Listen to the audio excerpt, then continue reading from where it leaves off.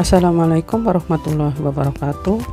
Pada kesempatan kali ini saya akan menjelaskan tentang peta, terutama berkaitan dengan proyeksi dan koordinat.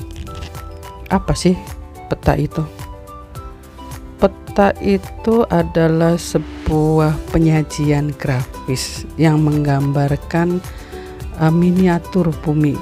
Jadi bumi itu kan luas ya. Untuk bisa menjelaskan bumi ini ke orang ya, ke orang lain gitu kan ya, itu kan mesti harus diperkecil. Tentunya karena harus mirip dengan aslinya, maka harus dengan skala ya. Nah, peta tadi itu menggambarkan lokasi sesuatu tertentu pada permukaan bumi. Jadi apa dan di mananya tadi itu. Nah, karena bentuknya miniatur, tentunya itu kan mesti harus sama, mirip lah ya. Kalau sama sih sepertinya tidak mungkin, tapi mirip dengan bentuk aslinya. Jadi misalnya di dalam bumi ini ada laut, ya berarti di peta itu juga ada laut. Posisinya juga mesti harus tepat ya, setidak-tidaknya mendekati tepat. Nah, ada beberapa perhitungan matematis untuk menggambarkan peta ini secara mendekati ke aslinya. Yaitu di sini adalah proyeksi. Proyeksi itu adalah sebuah teknik untuk membuat gambaran muka bumi ya. Ada proyeksi kerucut, ada proyeksi azimutal, dan ada proyeksi silinder. Demikian juga ada koordinat. Ada koordinat yang disajikan secara geografi dan ada juga secara UTM. Ini ada metode ya, metode secara geografi dan metode UTM. Kemudian ada lagi istilah datum geodetik. Tadi kita sebut proyeksi ya. Proyeksi itu apa? Proyeksi itu mempresentasikan permukaan bumi ke sebuah bidang datar. Nah, ini contohnya adalah proyeksi kerucut. Jadi di sini bumi itu seolah-olah di-scan oleh sebuah alat yang bergerak mengerucut seperti bentuk kerucut. Jadi difoto, tapi di fotonya itu bentuknya kerucut, cekrek gitu. Bentuknya itu kerucut. Jadi dia bisa melihat gambaran bumi yang disinggung oleh kerucut tadi itu, seperti sebelah ini. Kemudian ada proyeksi azimutal atau proyeksi zenital atau juga proyeksi azimut. Itu seperti bidang datar, jadi memfoto permukaan bumi secara datar ya. Ini biasanya untuk memperoleh gambaran bumi di kutub utara dan di kutub selatan. Kemudian ada lagi proyeksi silinder. Proyeksi silinder ini seperti memfoto bumi secara melingkar sehingga membentuk sebuah silinder. Ya kan, sehingga nanti hasilnya seperti itu. Seperti yang di samping kanan ini. Ya. Dan itu adalah proyeksi-proyeksi standar dalam membuat peta. Nah, ada lagi proyeksi, merupakan proyeksi modifikasi dari semuanya, itu namanya proyeksi, salah satunya nih ya, proyeksi sinusoidal. Jadi seperti kita kayak membelah jeruk gitu, terus kulitnya tuh kita sobek-sobek ya, kita gunting-gunting, terus kita letakkan di sebuah bidang datar. Nah, inilah proyeksi sinusoidal itu, seperti itu. Nah, ada lagi sistem koordinat geografi. Nah, di sistem koordinat itu adalah untuk menunjukkan tentang lokasi suatu titik di muka bumi. Kita sudah menyinggung dan mungkin juga udah sering kita dengar ya kan, ada garis lintang dan garis bujur. Pada tugas kemarin kita sudah menyinggungkannya, latitude dan longitude. Garis lintang atau latitude adalah sudut antara garis lurus di titik tertentu dengan bidang ekuator. Jadi bidang ekuator atau khatulistiwa itu berada di lintang 0. Ke arah bumi bagian utara disebut sebagai lintang utara, dan ke arah bumi bagian selatan disebut lintang selatan. Jadi kalau teman-teman yang berada di wilayah garis ekuator atau khatulistiwa, mungkin ada yang dari Pontianak ya. Itu kan Pontianak itu kan kota yang berada di garis ekuator. Jadi dari Pontianak ke arah utara sana itu namanya disebut sebagai lintang utara. Nah, dari ekuator itu ke selatan itu disebut dengan lintang selatan. Kemudian garis bujur longitude, yaitu garis yang menunjukkan bagian barat dan timur, dilihat dari titik pangkalnya yaitu di Greenwich Meridian di Inggris. Ke arah timur dari GMT, jadi Greenwich itu disingkat dengan GMT, disebut dengan bujur timur. Ke arah barat dari GMT disebut dengan bujur barat. Keduanya nanti akan bertemu di garis internasional deadline di sekitar Pasifik.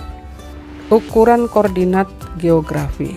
Nah, ukuran koordinat geografi itu biasanya ada dua ukuran. Ada yang menggunakan DMS, degree minute second, ada yang menggunakan decimal degree.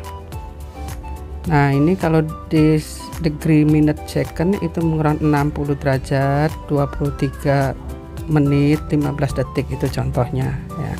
Sedangkan decimal degree itu menggunakan bentuk desimal, pecahan desimal.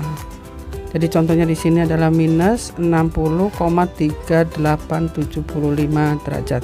Nah, kemarin kita praktek menggunakan ini ya di Microsoft Access ya. Kenapa? Karena mudah diinputnya daripada dengan menggunakan minute second tadi itu, ya kan? Oke. DMS atau degree minute second ini itu ukuran garis lintang atau bujur dalam satuan derajat dan dibagi lagi dalam menit dan detik ya. 1 derajat garis bujur itu untuk mewakili 111,32 km. Nah, kalau secara waktu 1 derajat itu mewakili 60 menit. Jadi 1 menitnya 60 detik. Jadi kalau contohnya 60 derajat 23 menit 15 detik gitu ya. Nah, ini S berarti di lintang selatan, south gitu. DD, nah ini ukuran garis lintang bujur dalam satuan derajat dalam pecahan desimal. Jadi 60, jadi dibaca di sini minus 60,3875 derajat. Nah, minus ini berarti berada di lintang selatan. Kalau positif berarti dia berada di lintang utara. Lagi sistem koordinat, yaitu sistem koordinat UTM. Jadi tadi kan sistem koordinat geografi, sekarang sistem koordinat UTM atau Universal Transfer Mercator, yaitu sebuah metode yang menentukan lokasi di permukaan bumi dengan menggunakan grid kotak. Jadi permukaan bumi itu dianggap sebagai sebuah bidang datar 2 dimensi yang dibagi dalam beberapa grid kotak yang disebut dengan zona, di mana ada baris dan kolom. Baris ini mewakili bujur, kolom itu mewakili bujur. Nah, sedangkan baris itu mewakili lintang. Nah, kalau kolom itu dengan nama angka, sedangkan barisnya dengan nama huruf. Nah, pembagiannya kalau bujur itu per 6 derajat. Jadi kolom-kolomnya bujurnya itu per 6 derajat. Jadi kalau ada 360 derajat berarti ada 60 zona. Jadi zona 1, zona 2, zona 3 sampai zona 60. Nah, sedangkan lintang itu per 8 derajat. Jadi setiap 8 derajat itu diberi nama zona, dianggap satu zona yang diberi nama huruf. Jadi huruf A, B, C, D, E dan seterusnya.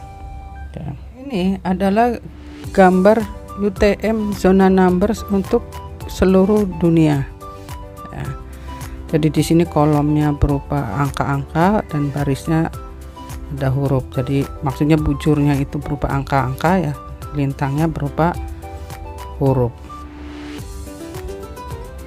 Oke. Nah, bagaimana UTM untuk wilayah Indonesia? Wilayah Indonesia, coba perhatikan ya. Nah, di sini adalah zona untuk UTM Indonesia. Kalau kita berada di daerah Bekasi, nah, di daerah Bekasi, maka zonanya adalah 48S. Kalau berada di mana? Kalau berada di daerah Aceh, berarti itu berapa itu? 46N ya. Saya nggak kelihatan ini. Berapa itu? Nah, begitu seterusnya. Jadi di sini ada ya tadi itu N ya. Nah, datum geodetik yaitu sejumlah parameter yang digunakan untuk mendefinisikan bentuk dan ukuran elipsoid. Referensi yang digunakan untuk pendefinisian koordinat geodetik serta kedudukan di orientasi dalam ruang terhadap fisik bumi. Jadi di sini adalah suatu metode untuk menentukan koordinat geodetiknya itu seperti apa. Nah, ini biasanya dilakukan oleh sebuah lembaga ya. Sebuah lembaga untuk menentukan data-data. Jadi misalnya nih wilayah Jawa itu ketentuannya itu seperti apa, berada di titik-titik mana saja. Nah, secara nasional kita sudah membuat datum geodesi nasional yang namanya DGN, yang nggak tahu sekarang ada standar yang baru apa tidak, tapi standar yang biasa dipakai adalah DGN 1995 adalah datum geodetik nasional yang secara resmi berlaku saat ini di Indonesia. Nah, ini prinsipnya sama dengan datum internasional ya. Datum internasional itu menggunakan WGS 1984. Nanti ini kita pakai nanti ketika kita menggunakan sistem informasi geografis. Oke, sampai di sini saja terkait dengan peta. Wassalamualaikum warahmatullahi wabarakatuh.